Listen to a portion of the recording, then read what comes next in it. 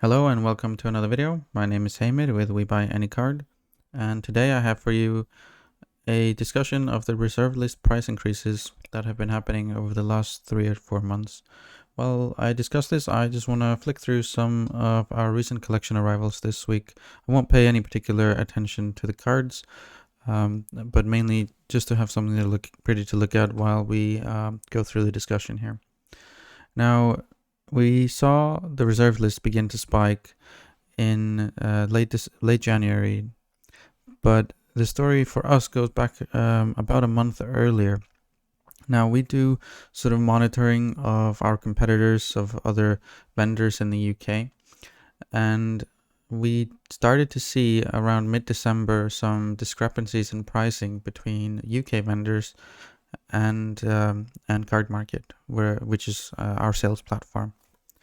Now, what we saw is that a lot of the bigger websites, now I won't name any names, but there's only a handful out there. A lot of the bigger websites had a lot of stock of reserved list cards that had just sat there for a very long time. And some of these websites have, I guess, a reputation for being a bit more expensive, so people would generally default to Cardmarket when buying such cards, and they were looking a little bit underpriced. And this is true for 3 or 4 different vendors here in the UK. And Cardmarket had clearly had some of its stock drained away, but these websites had not. So we were able to pick up most of the stock, which we were pretty happy to be able to do. We're talking about maybe £6,000 or £7,000 worth. Nothing absolutely massive. But just generally stuff like Wheel of Fortunes, Time Spirals, various other cards that looked to us at the time to be rather underpriced. Now, fast forward a month, and there hadn't been a lot of movement on these cards. Even though we had, obviously priced them a little bit higher than we bought them for, we hadn't seen much movement until suddenly around sort of second week of January, we saw other vendors starting to get in touch with us and asking if we would, for example, ship to them without declaring VAT and taxes, which is not something that we do, but is the reality of shipping between UK and the European Union post-Brexit. And we also got quite a lot of orders from other vendors buying us out of various reserved list cards, which they had clearly noticed the same thing with us that we had noticed with the other UK vendors a few weeks earlier, is that maybe we were a little bit underpriced. And we do monitor our pricing fairly regularly, but not on a sort of day-to-day basis. But what had clearly been happening then is that some of the price movements that started in the US, and we started to get these requests and orders that usually lasted about a week to 10 days, where most of our reserved list stock was drained by other vendors in Europe. And we also had a few requests from America. Now, this is a little bit worrying from sort of a Magic Finance perspective, especially if you are holding on to these cards, if the movement of cards is all happening between vendors and basically between resellers, because that means that there isn't any organic demand coming from the player base, from the people who the cards are going to eventually end up with. If it's all just people trying to resell to each other, then there isn't necessarily a good reason to conclude that the price increases that we've been seeing are driven by player demand. And this is something that we were concerned with to begin with, because we also a couple of weeks later started seeing a lot of collections offered to us. People who had held on to these cards, maybe owned 40 dual lands or more, decided, hey, this is a good time to sell. Let's get rid of them while the prices are so inflated. And so if we're seeing demand coming from vendors and supply hitting the market, that's not a recipe necessarily for prices stabilizing at the new with the new prices that had been established. And so this was a little bit of a sort of difficult decision whether we should take on all this new stock in the time that we didn't necessarily believe that the prices were going to hold, Now, we were entirely wrong in this, because what also started happening around middle of February is that we started seeing a lot more demand from players. Now, I would say between sort of the third week of January and the second or third week of February, we didn't have much demand from players for cards like Wheel of Fortune or Revised Dual Lands.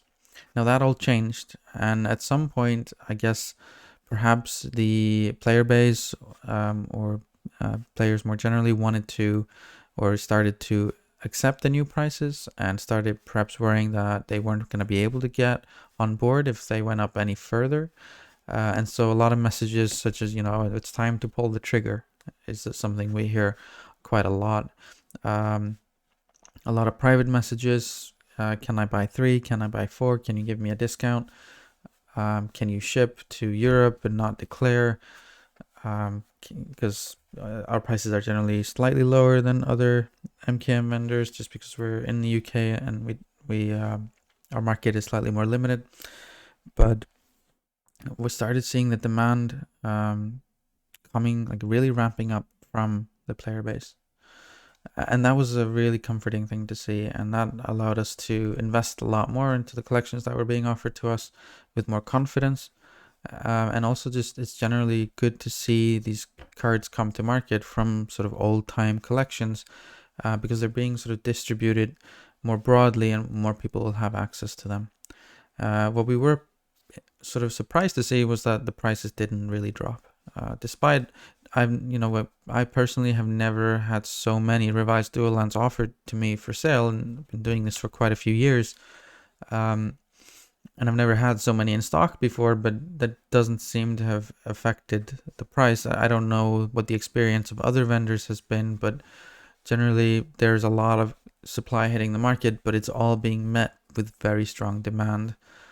So that's just a really sort of the main point I wanted to make here today is that the prices are real, even though for the first 3 or 4 weeks they didn't appear to be real, and the demand appears to be pretty organic. It's not just a bunch of card flippers buying and selling to each other.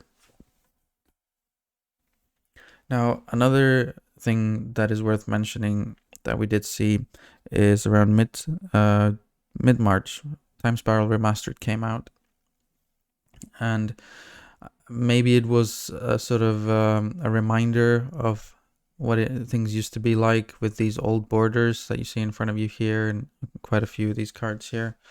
Now these are both cards that are not on the reserved list, but have seen price increases of their original versions because of the old border frame. And for many years, I want to say 20 years ago up until about 10 years ago perhaps, the old border and the original version of a card was always the preferred that you'd want to play with, and something like a Masters version was kind of seen as not quite as nice. I guess maybe this changed when Wizards introduced the holofoil here. People could feel more secure in the knowledge that if the card has this mark, it was going to be a legitimate card. I don't know if it was that or something else, but at some point the desire became more for the sort of latest printing of a card rather than the oldest printing of a card. The Time Spiral Remastered has shown us that there's still very strong demand for the oldest version of a card, and for example, we sold out of all of our Onslaught fetch lands, which were pretty stagnant in their price for many years, but have now seem to have doubled in price at least. And so we're seeing a lot of money come into not just the reserved list, but old border cards, anything that sort of, I guess, maybe reminds people of what things used to be like. But there's a lot of money available for spending on these things, which is quite surprising. Maybe I'm not going to make any theories about the general economic conditions. Obviously, they vary different by which country you're in, and how badly the coronavirus situation is in your particular country. But there's a big appetite for this. I can speak to this very strongly. Even something like Force of Negation, incredibly popular card. Now, with this card going up in price and maintaining its price in such a way, when Modern Horizons 2 is just around the corner and it's very likely to see a reprint, That's something quite unusual. Normally, you'd expect to see this at, maybe not drop in price, but you'd expect it to stay where it was. Um, and that's, I think, is probably the end of the discussion today. If you have any questions about this, if there's something that I didn't cover, please get in touch. Put your questions below. And if you like this kind of content, then please like and subscribe.